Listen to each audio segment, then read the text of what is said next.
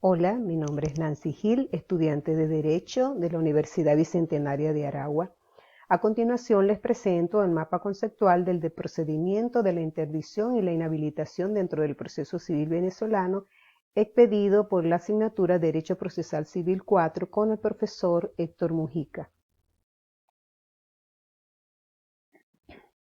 En cuanto a la interdicción tenemos que está referida a la privación de la capacidad negocial en razón de un estado habitual de defecto intelectual que puede ser grave o de condena penal. Es decir, que se intenta declarar a una persona incapaz mentalmente para ejercer sus deberes y derechos, protegidos actualmente por la Ley para Personas con Discapacidad 2007 y la que actualmente se encuentra en discusión.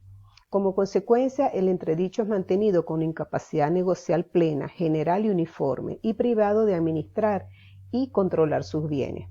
En el caso de los niños y adolescentes, esta incapacidad es más limitada. Los mayores y menores de edad emancipados con problemas intelectuales habituales, incapaces de atender sus intereses, aunque a veces estén lúcidos, serán también sometidos a interdicción. Ahora, ¿quién puede promoverla? El juez de primera instancia que atienda los problemas de familia en su jurisdicción, en su defecto la jurisdicción ordinaria en la residencia del sujeto, el juez también puede proceder de oficio, así como el síndico o procurador municipal si así lo desean. Además, el cónyuge o excónyuge representando al hijo común, también el pariente que así lo desee, ya que la ley no impide de acuerdo al grado de parentesco, y las personas interesadas o socios que estén afectados por alguna situación. En cuanto al procedimiento para declararla, se tiene que, el primero viene a ser la averiguación sumaria, donde se hace previa promoción del noticioso de que el sujeto cumple con los requisitos para calificarlo con demencia. En este caso, el juez abre el juicio con 2 expertos en la materia que reafirmen la posible demencia si es el caso. Interrogará a la persona en cuestión y a 4 parientes inmediatos o a algunos amigos de su familia, en caso tal. Hechas estas averiguaciones, si no hay motivo suficiente, el juez decreta su culminación. Si es al contrario, ordenará seguir los trámites del juicio ordinario y la interdicción provisional, nombrando a un tutor interino.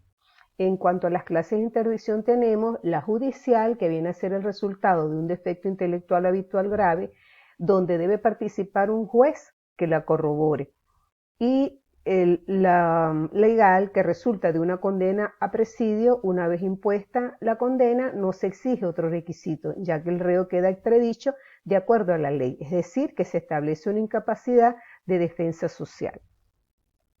En cuanto al proceso de inhabilitación, este se refiere a una privación limitada de la capacidad negocial en razón de un defecto intelectual que no se considera tan grave, que pueda originar la interdicción o por prodigalidad, es decir, como una situación intermedia entre la incapacidad absoluta y la capacidad plena, de acuerdo a la disposición legal.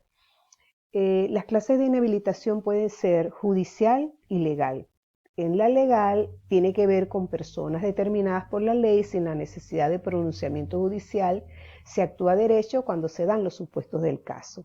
Están sometidos a la misma incapacidad que los inhabilitados judiciales, y en el caso de las personas mayores de edad con discapacidad auditiva, visual o similar, quedarán sometidos de derecho a la misma incapacidad a menos que el tribunal los haya declarado hábiles para manejar sus negocios o se base en la Ley para Personas con Discapacidad 2007 y la que actualmente está en discusión.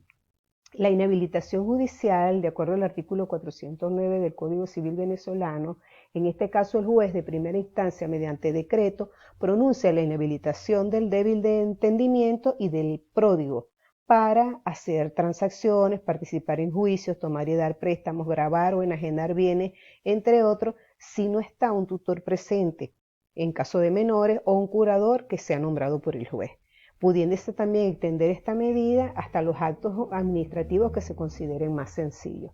Las causas de inhabilitación pueden ser, en el caso de los débiles mentales, hoy en día se encuentran insertados en lo que es una discapacidad intelectual del neurodesarrollo o de tipo esquizoide, donde el sujeto no tiene noción y capacidad real de la situación.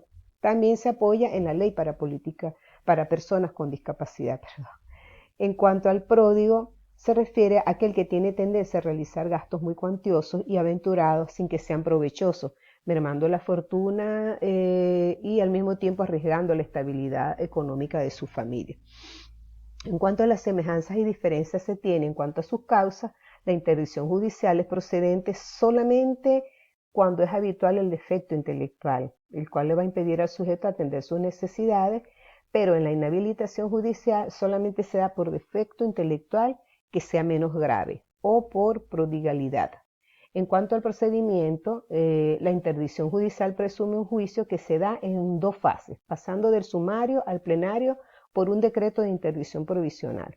Ahora, en el juicio de inhabilitación también tiene 2 fases, pero al final del sumario no puede decretarse la inhabilitación provisional.